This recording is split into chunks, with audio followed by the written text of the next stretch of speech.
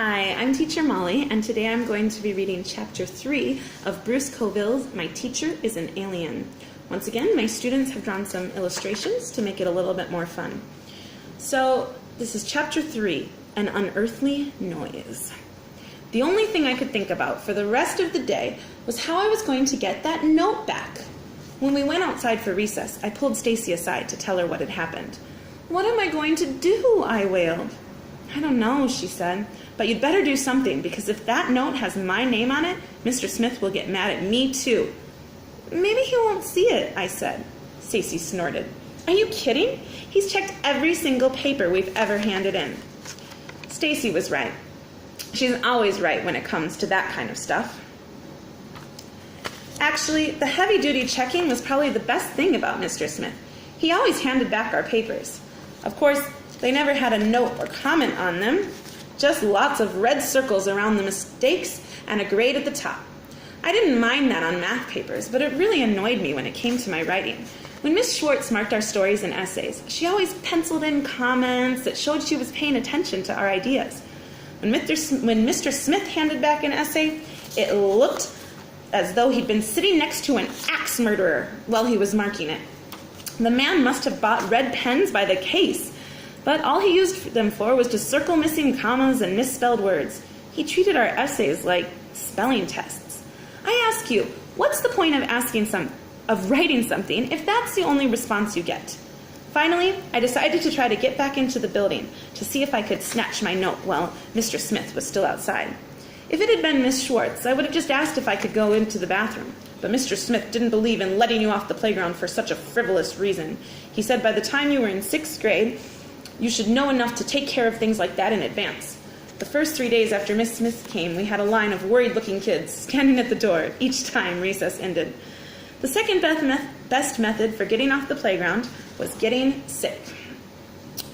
"I'll see you inside," I said to Stacy. Then I clutched my stomach, scrunched up my face, and staggered over to where Mr. Smith was standing. Later, I remembered that he was looking straight at the sun, but right then I was too worried about the note to pay attention to the fact that what he was doing should have burned out his eyeballs. I moaned, trying to sound pitiful. Mr. Smith looked down at me. "Is something wrong, Miss Simmons?" he asked. "I don't feel good," I said. "I want to see the nurse." Mr. Smith hesitated, then looked at his watch. "It's time to go in now anyway," he said. "Line up with the rest of us. You can see Mrs. Glacka after we get in." Now what? If I claimed I was about to throw up, he'd probably let me go inside right away. But if he was bringing everyone else in anyway, I wouldn't have the time I needed to go through the papers and find the note. "All right," I moaned, trying to sound pitiful. I hoped it would make him feel guilty. I almost wished I was going to throw up. I'd make sure to hit his shoes. Of course, once we were inside, I had to go to the nurse's office, even though I actually felt perfectly fine. Mrs. Glacka told me to lie down. I wasn't surprised. That was her basic cure for everything. So I lay there, staring at the ceiling and worrying about that note. Finally, I decided to follow Mr. Smith home. Maybe I could find some way to get the note back before it was too late. I didn't have any big plan, mind you. I was just desperate. I wasn't sure where Mr. Smith lived, but I figured it couldn't be too far since he always walked to school. So after the last bell, I hung around on the playground, waiting for Mr. Smith to come out of the building. I was concentrating so hard I almost jumped out of my skin when Peter Thompson came up behind me and said, "Hey, Susan, what are you doing?" "None of your business," I hissed. "Leave me alone." Peter's skinny face kind of crumpled, and he looked like he was going to cry. "Look," I said, "this is private, okay?" "Sure," said Peter. "I won't bother you." He tucked his book under his arm and walked away, trying to whistle. It was a pretty pathetic sound. I thought about Peter and realized with a shock that I was probably the closest thing he had to a friend. That made me kind of sad. Not that there's anything wrong with having me for a friend, but I've got lots of friends, and I didn't really think of Peter as being one of them. I liked him all right. He just wasn't someone I spent much time with. I wondered if there was anyone who did spend time with him. My thoughts were interrupted when I saw Mr. Smith come out of the building. I waited for a minute or two, then began sneaking along behind him. I tried to stay half a block or so away. Whenever I could, I ducked behind a tree or a bush so he wouldn't spot me. I probably looked pretty weird, but that's one nice thing about being a kid. You can get away with this kind of stuff. Mr. Smith's home was further away than I had expected. He lived at the edge of town in an old white house with black shutters. The house was set way back from the street. A thick hedge completely surrounded the lot on which it stood. I stood outside the hedge, feeling stupid. What did I hope to accomplish by following Mr. Smith?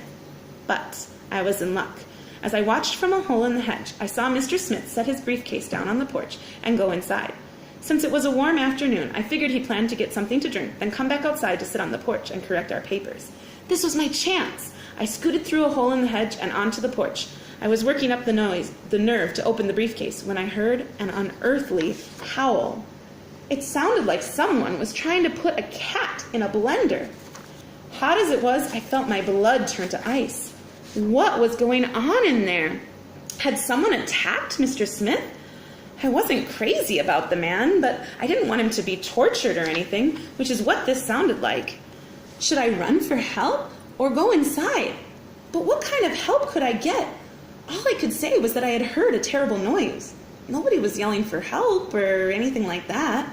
I didn't think I could get anyone to come. Then it occurred to me that maybe Mr. Smith really was putting a cat in a blender or something awful like that. If so, he certainly shouldn't be teaching our class. I decided to find out. Stay tuned for Chapter 4 to see what she found out. Thanks for watching.